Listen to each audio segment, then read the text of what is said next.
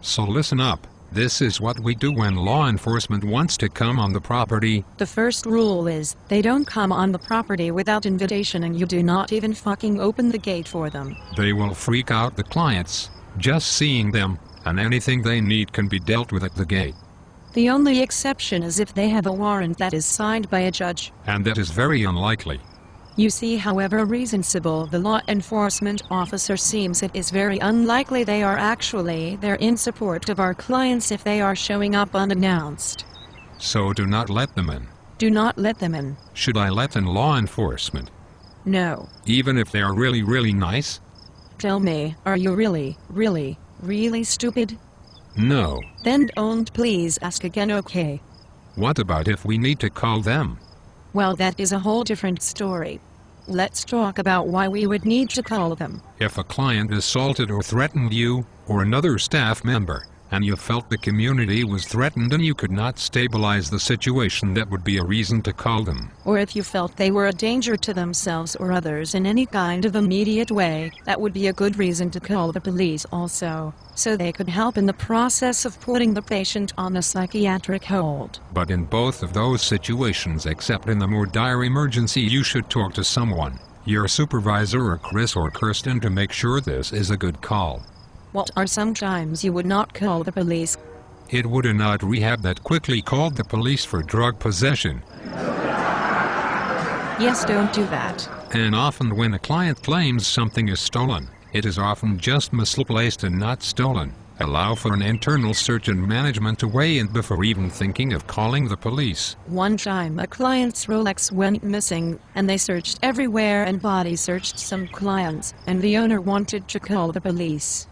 But the Rolex was in the acute puncturous garbage can, and had been since he put it there by accident and during a treatment. So don't single quote jump to conclusions and call them when you need them to help re-establish safety, unless when we are just trying to get someone in trouble. The cops are not a good way to enforce the rules here in treatment.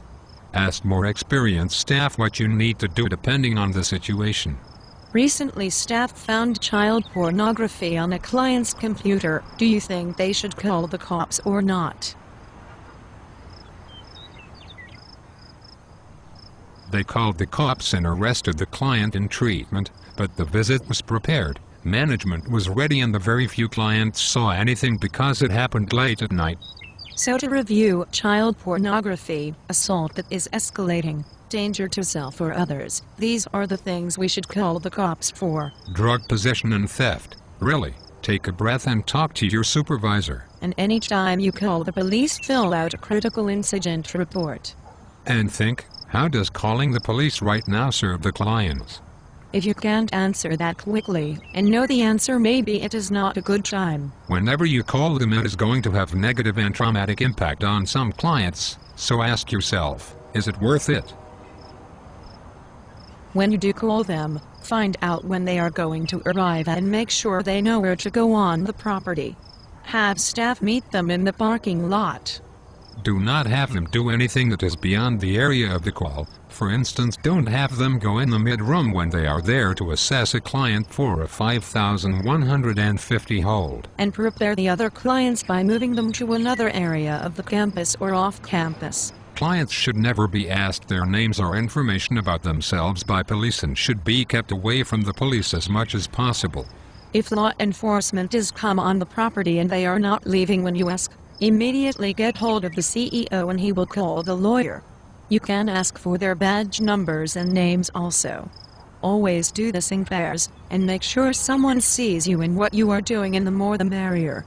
The sheriff department should leave you with a case number and brochure. Be sure to scan that into the critical incident report so it is part of the file. Any other questions? So if the police are really nice and persistent, should I let them in? You are a stupid motherfucker, Chris Ford.